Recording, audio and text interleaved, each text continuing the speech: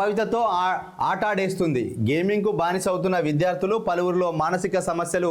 తమిళనాడులో ఏర్పాటైన అథారిటీ సర్వేలో వెల్లడి. ఆన్లైన్ గేమ్ల మీద నియంత్రణ కోసం తమిళనాడు పోరాడుతుంది. పలు దేశాలు ఈ వ్యసనాన్ని చాలా తీవ్రంగా తీసుకున్నాయి.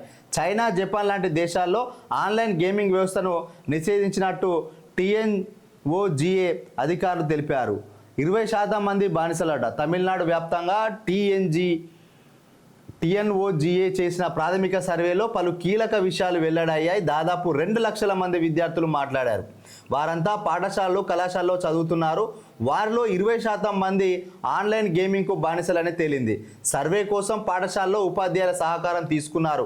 ఆన్లైన్ గేమ్లు ఎక్కువగా ఆడుతున్న విద్యార్థుల్లో కంటి చూపు సమస్య ఏర్పడ్డాయని 67% మంది ఉపాధ్యాయులు చెప్పారు. బానిసైన విద్యార్థుల్లో తెలివితేటలు చురుగ్గా ఆలోచించడం బాగా తగ్గిందని 74% మంది ఉపాధ్యాయులు తెలిపారు.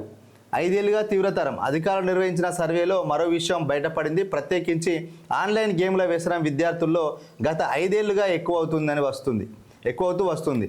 ఎలక్ట్రానిక్ పరికరాలు అందుబాటులో లేకపోతే పిల్లల మానసిక స్థితి ఆందోళనకరంగా మారుతుందంట. మొత్తానికైతే ఇక్కడ పిల్లల బయటతో ఆటాడేస్తుందని చెప్పి ఒక ఆన్లైన్ గేమ్స్ గురించి చెప్పడం జరిగింది. చైనా, జపాన్ లాంటి దేశాల్లో మాత్రం ఈ ఆన్లైన్ గేమ్ను బ్యాన్ చేసినట్టు తెలుస్తుంది. భారతదేశంలో ఇది కూడా బ్యాన్ చేయాల్సిన అవసరం ఉంది. ముఖ్యంగా తమిళనాడులో దీనికి సంబంధించిన కమిటీ ఏర్పాటైందట. తమిళనాడులో ఏర్పాటైన అథారిటీ సర్వేలో వెల్లడి అట.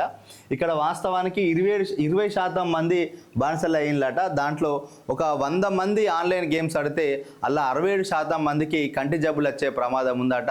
వాళ్ళు కొంత మానసికంగా కూడా ఇబ్బంది పడే పరిస్థితి అని చెప్పి వాళ్ళ ఉపాధ్యాయులు చెప్తున్నారు.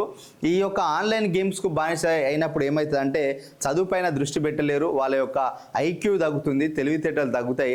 సో వాళ్ళు విపరీతమైన మానసిక ఆందోళనకు కూడా గురయ్యే అవకాశం ఉంది.